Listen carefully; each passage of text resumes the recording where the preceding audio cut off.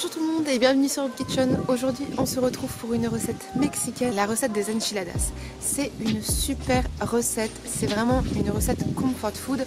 C'est facile à faire avec des ingrédients que vous pouvez trouver n'importe où. C'est vraiment délicieux, donc n'hésitez pas à essayer cette recette, je vous garantis que vous allez adorer. Donc tout de suite on se retrouve pour la liste des ingrédients. Pour la liste des ingrédients, vous aurez besoin donc de tortillas, ces petites galettes.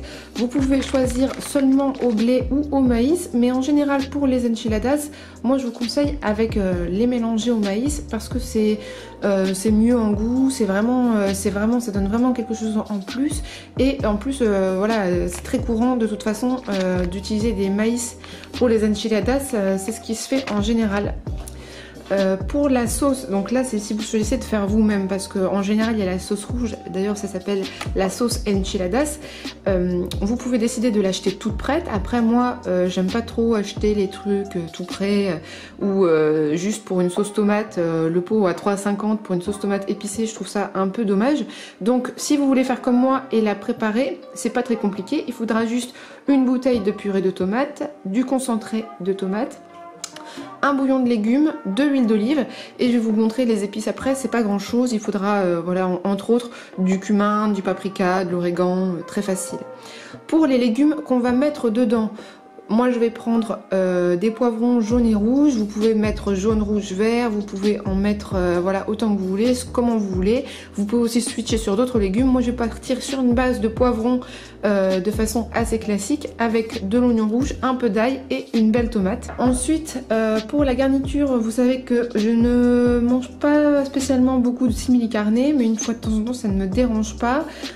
Pareil aussi pour une raison de prix, je trouve qu'il n'y a pas énormément de choix. Aussi il y a beaucoup de simili carne, en tout cas dans ma région, qui sont faciles d'accès mais qui contiennent souvent de la poudre d'œuf ou beaucoup d'additifs. Donc moi si c'est pour manger de l'industriel, voilà, c'est pareil, je suis végane mais je veux pas me rediriger vers des produits qui sont trop chimiques et travaillés non plus. Et ceux-là ils sont bien. Alors c'est pas un partenariat, hein, il n'y a pas de partenariat sur ma chaîne, mais je vous les conseille tout simplement parce qu'ils sont très bons et parce que c'est bio, bien sûr c'est vegan et la composition est relativement courte et sympa. Donc faut tenter. Voilà, le petit paquet, je crois que c'est 3 €, les 250 grammes, donc j'en prends deux. Bien sûr, vous pouvez aussi prendre des protéines de soja texturées ou bien ne pas mettre de simili du tout. Moi, je les fais souvent aussi avec ce genre de choses. Des haricots rouges façon chili, voilà, la petite boîte, ça coûte 1,50 je crois. Ou faire avec des haricots noirs, c'est très très bon aussi. On aura besoin d'un petit peu de coriandre, surtout pour le dessus, mais on peut en mettre aussi un peu dans la préparation. Et pour l'assaisonnement, donc comme je vous expliquais, du paprika, du cumin, de l'origan. On va mettre un peu de poudre d'oignon et d'ail et puis assez classiquement du sel et du poivre. Et on va faire aussi donc la sauce fromage qui est un classique hein, des enchiladas sans sauce fromage. C'est triste un petit peu. Donc bien sûr on va faire une sauce voilà vegan que je reprends souvent, qui est la sauce que je prends pour les mac and cheese, pour plein de choses, qui est facile, qui demande peu d'ingrédients, avec du lait végétal, de la levure de bière, un petit peu de farine et un bouillon de légumes. Vous pouvez utiliser cette sauce pour plein de choses, pour des gratins, pour même des pizzas, voilà, pour plein de choses. Vous allez voir, c'est très facile, ça a un super goût et ça gratine, c'est magnifique. Donc tout de suite, je vais lancer la recette. On va commencer par la préparation de la sauce enchiladas. Vous mettez votre cube de bouillon et puis vous allez le dissoudre comme ça à l'avance parce que ça va nous servir pour faire la sauce. Pas besoin de le faire bouillir, de le mettre dans une casserole. Juste on le dissout dans 360 ml d'eau bouillante. Je sais pas si je vous avais déjà dit, j'ai dû le dire dans plusieurs vidéos, mais moi je prends ces petits bouillons là en gelée parce qu'il y a beaucoup moins d'additifs, il n'y a pas d'huile de palme, il n'y a pas de glutamate monosodique et le goût est top. Donc si vous savez pas quoi utiliser parfois comme bouillon et que vous n'avez pas envie de bouillon avec de l'huile de palme ou avec des trop mauvaises compositions, vous pouvez opter pour ça. C'est des petites gelées de légumes, hein. C'est juste de petits concentrés de légumes en petites gelées, voilà comme ça, c'est vegan et c'est top. Alors dans une casserole, on va commencer par faire un petit roux.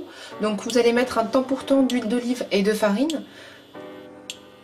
Donc à peu près 20 grammes, hein, mais vous pouvez le faire avec des cuillères à soupe. Vous en mettez voilà, un temps pour temps. On fait chauffer 20 grammes d'huile d'olive. Et puis ensuite, on va venir incorporer la farine.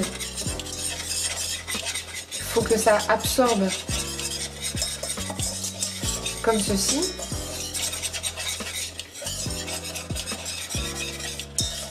On essaye le plus possible de ne pas faire de grumeaux. Avant que ça se mette à attacher à votre casserole, vous allez verser par au-dessus donc votre bouillon. Hop, on remélange.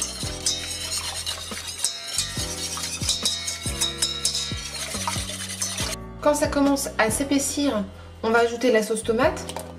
En tout, en sauce tomate, il y a 600 ml, donc ce qui correspond grosso modo à la contenance de la bouteille. Hein. Quand vous avez bien mélangé, votre sauce redevient rouge. Donc moi, ce que je fais, c'est que j'ajoute la moitié de ma coriandre. L'autre moitié, ça sera au moment de servir. Là, j'ajoute de la coriandre fraîche qui donne un super goût à cette sauce. Et puis ensuite, on va y aller généreusement pour l'assaisonnement parce que c'est ce qui compte le plus. On met une bonne dose de sel. On met bien sûr du poivre. On va mettre de l'origan séché. Donc ça c'est top, hein. En général c'est ce qu'on met même pour la sauce à pizza. Le cumin qui revient très souvent pour tout ce qui est un peu les aromates mexicains. Du paprika. Vous pouvez mettre un peu de piment si vous l'aimez un peu chaude. De la poudre d'oignon. Et de la poudre d'ail. Pour contrer légèrement l'acidité de la tomate, on peut mettre aussi en général un tout petit peu de sucre, environ l'équivalent d'un carreau, un carreau et demi. On remélange bien. On va monter un tout petit peu le feu pour porter à ébullition. Et puis ensuite on arrête et on réserve. Et vous avez votre sauce enchiladas maison. Et ça, je vous garantis que ça vaut toutes les sauces en bocal que vous pourrez trouver dans le commerce. En général, quand je réserve, moi je mets dans des bocaux parce que c'est pratique et qu'en général, comme je fais des grosses quantités, il y a souvent un surplus. Donc ce qui peut tout à fait me servir pour une autre recette, faire des quesadillas, des fajitas ou même pour mettre sur des pâtes aussi. Donc avec cette quantité-là, normalement vous avez déjà pas mal de sauce pour faire un plat. Maintenant on va préparer la deuxième sauce, la sauce cheddar. Donc même processus, on va mettre 250 ml d'eau bouillante avec un autre petit cube de bouillon de légumes et vous allez le dissoudre pour l'avoir déjà prêt au moment de faire la sauce. Pour cette sauce au fromage, le processus est un peu le même. On va verser 80 ml d'huile d'olive. Les doses peuvent paraître assez importantes, mais pareil, c'est pour d'importantes quantités. Vous allez avoir un gros bocal et peut-être même un supplément. Donc c'est pareil, vous pouvez soit diviser par deux, soit en garder un tout petit peu sur le côté. Je vous assure que c'est très très pratique. Vous faites chauffer un peu l'huile d'olive sur feu doux. Et ensuite, on va venir saupoudrer de 70 g de farine. Et on incorpore bien la farine à l'huile d'olive avec un fouet de manière la plus homogène possible.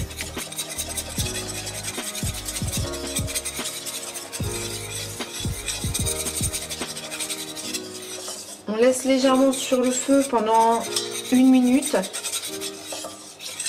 sans faire accrocher. Quand la préparation s'épaissit et devient pâteuse, on vient mettre tout de suite le lait, 250 ml. Et on redissout avec le fouet. Puis ensuite on assaisonne. Donc on met l'équivalent de 3 belles cuillères à soupe de levure maltée. Une bonne dose de sel. Du poivre. Un petit peu de poudre d'ail, un tout petit peu de poudre d'oignon, et du paprika et du curcuma qui vont donner une couleur orange pour faire une cheddar sauce. Donc vous mélangez bien. Bien sûr, ceci est une base d'assaisonnement. Si vous voulez faire des petits changements ou rajouter des choses, il y a plein de trucs qui est possible. En général, moi quand c'est fini, je rajoute une petite lichette de vinaigre de cidre. Ça relève le tout, ça marche comme un exhausteur de goût.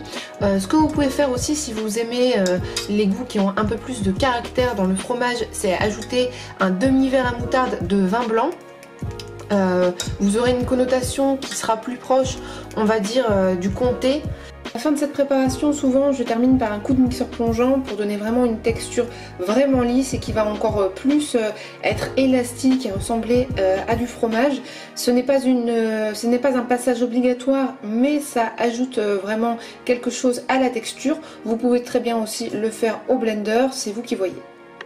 Alors je sais pas si on arrive vraiment à saisir à la caméra, mais une fois le passage au blender, c'est vraiment super lisse. La préparation est filante, bien élastique, et c'est vraiment ce qu'on recherche. La texture est vraiment changée. Donc maintenant on va s'attaquer au filling, c'est-à-dire l'intérieur de l'enchiladas, avec le grillage de nos légumes. Dans une poêle assez large, je fais bien chauffer mon huile d'olive et je vais mettre mes oignons rouges coupés en lamelles. On ne veut pas seulement qu'ils deviennent translucides, mais leur donner vraiment un petit coup de grill, qu'ils aient une belle coloration. Ensuite, on ajoute aussi 3-4 gousses d'ail écrasées au mélange. Enfin, si vous ajoutez des simili carne comme moi, qui sont en plus des émincés marinés Tex-Mex, c'est le moment de les ajouter dans la casserole avec l'huile d'olive et les oignons. Ça va leur ajouter encore un super petit goût. Là encore, une fois que vous avez cassé tous les morceaux dans la poêle, le but est vraiment d'apporter un petit côté grillé. Donc on laisse 3-4 minutes. On essaye de pas trop tripoter et bouger parce que c'est justement là que se fait la coloration. Maintenant j'ajoute mes poivrons coupés grossièrement au mélange. Je mets une grosse tomate donc coupée grossièrement qui va bien apporter tout son jus. Et là je vais couvrir pour bien faire cuire les légumes. Faut plus qu'on voit la tomate en fait. Au bout de 15 minutes sous couvercle, les légumes ont déjà bien rendu du jus. Donc là on va terminer d'assaisonner et terminer notre petit mélange. On met une cuillère généreuse de concentré de tomate. On va voilà, mélanger dedans. Puis on n'oublie pas l'assaisonnement, du sel,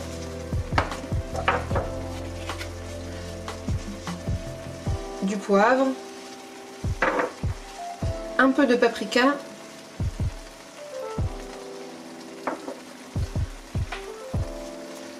du cumin,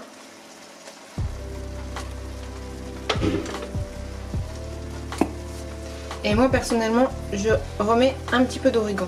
Vous pouvez également ajouter du piment, que ce soit en légumes ou en épices, si vous aimez les préparations piquantes. Et là notre garniture est prête. On va pouvoir farcir les enchiladas.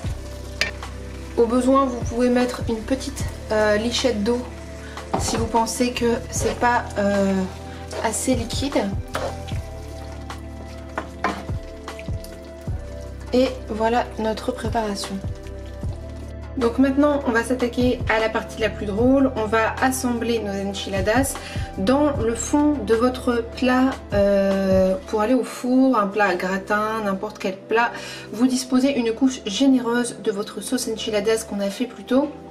Premièrement, ça va les empêcher de coller parce que bon, le papier parchemin pour ce genre de recette c'est un peu chiant quand on veut se servir après.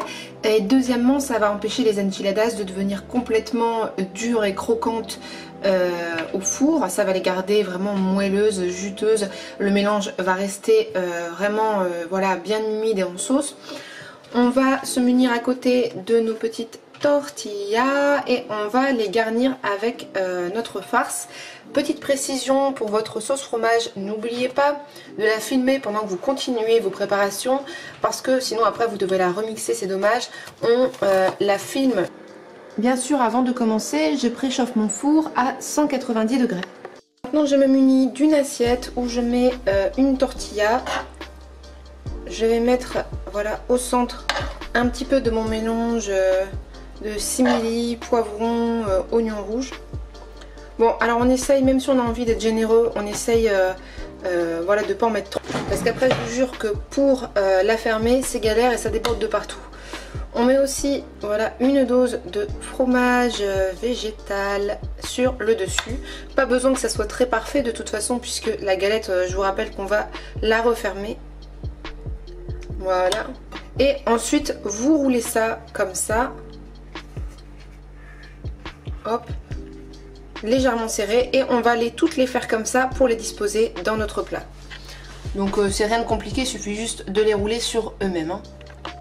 Donc on fait pareil avec toutes les enchiladas, on essaye de les serrer pour qu'elles rentrent tous dans le plat et on essaye de bien disposer la fermeture le plus possible contre la face du plat pour pas que ça se déplie. Si c'est au-dessus, forcément ça ne va pas aller. Donc par au-dessus, on vient remettre notre sauce enchilada. Il faut que ça nappe le tout, donc voilà pareil, on essaye d'être généreux. Ensuite, on vient napper plus uniformément avec une cuillère.